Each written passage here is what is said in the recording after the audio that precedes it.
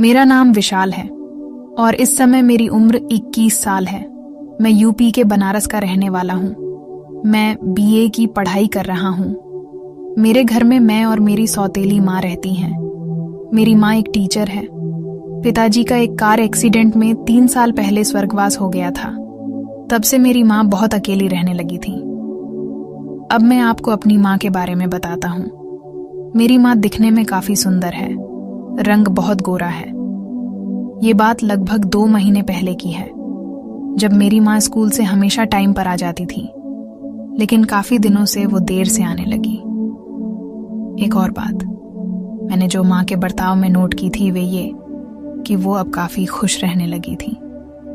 एक दिन माँ रात को 11 बजे आई। मैंने पूछा, माँ आज बहुत ज्यादा लेट हो गई।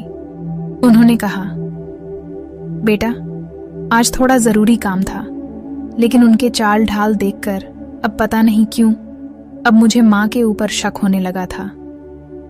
उस दिन के बाद से मैंने माँ की हर हरकत पर नजर रखना शुरू कर दिया।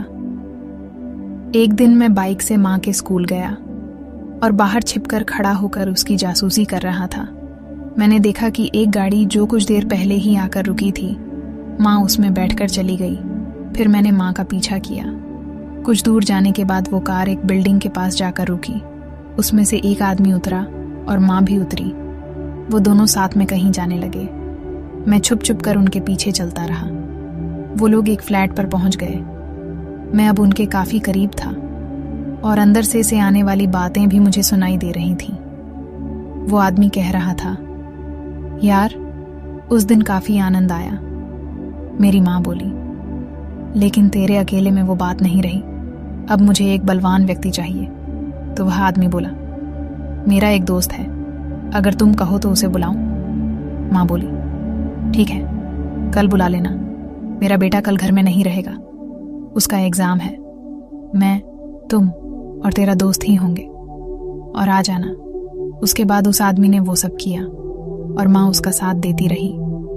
कुछ देर के बाद माँ ने कहा, चल अब बहुत हो गया, मुझे देर हो रही है, कल टाइम से आ जाना।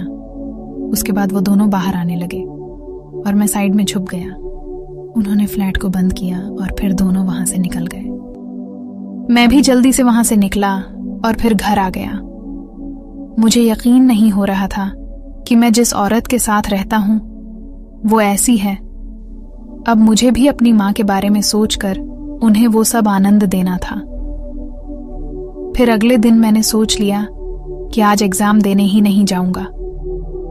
मैं माँ के सामने ये बोलकर निकल गया कि मैं कॉलेज जा रहा हूँ। थोड़ी दूर जाकर मैं सिगरेट पीने लगा। एग्जाम तो मुझे वैसे भी नहीं देना था, क्योंकि जिसे ये पता लग गया हो कि आज उसकी माँ के साथ क्या होने वाला है, तो वो बंदा फिर क्या एग्जाम देगा।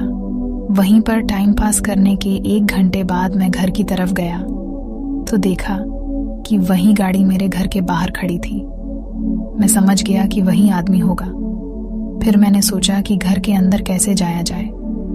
फिर एकदम से ख्याल आया कि क्यों ना घर के पीछे वाली साइड से टेरेस से चला जाऊं। फिर मैं पीछे वाली साइड पर गया। मैं अपने घर में चोरों की तरह चढ़ रहा था और ऊपर छत का गेट खुला था। मैं चुपके से वहां जाकर अपने रूम में बैठ गया। फिर देखने लगा कि हो क्या रहा है, मगर किसी की कोई आवाज नहीं आ रही थी।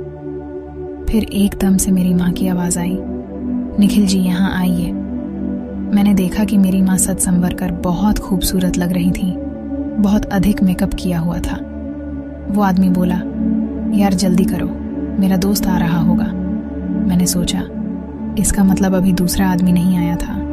फिर माँ और वो आदमी जिसका नाम निखिल कहकर माँ पुकार रही थी, वो दोनों हॉल में आकर बात करने लगे। माँ कहने लगी, रुको अपने दोस्त को आने दो। निखिल बोला, आ जाएगा यार वो। तब तक डोर बेल बजी। मैंने देखा कि एक हट्टा कट्टा आदमी बाहर खड़ा है। निखिल ने उसको अंदर बुलाया। फिर दोनों आकर हॉल में बैठ गए। मेरी माँ दोनों के लिए कुछ लेने किचन में चली गई। तब उस नए आदमी ने कहा, यार ये तो बहुत सुंदर है। तब तक मांग आ गई और दोनों को कोल्ड ड्रिंक्स देने लगी। तभी मैंने देखा कि वो आदमी माँ को देखने लगा लगभग 2-3 घंटे तक चलने वाले मैच के बाद तीनों लोग एकदम थक गए थे, लेकिन मुझे अपनी माँ को दाद देनी पड़ेगी, जो कि इस उम्र में भी इतना जबरदस्त। कुछ देर बाद वो तीनों बाहर आए, फिर वो हॉल में आकर बैठ गए। कुछ देर उन्होंने आपस में बातें की और फिर वो दोनों चले गए। उनके जाने के बाद माँ भी अपने रूम में जाकर सो गई। फिर मैं छत से वापस चला गया। उसके काफी समय के बाद मैं घर में दाखिल हुआ। माँ का चेहरा थकान से भरा हुआ था। फिर मैं भी अपने रूम में जाकर लेट गया। तो दोस्तों, आपको यह कहानी कैसी लगी? अपनी राय कमेंट बॉक्स में जरूर बताना और ऐसे ही कहानियां देखने के लिए मेरे चैनल को सब्सक्राइब कीजिए। धन्यवाद।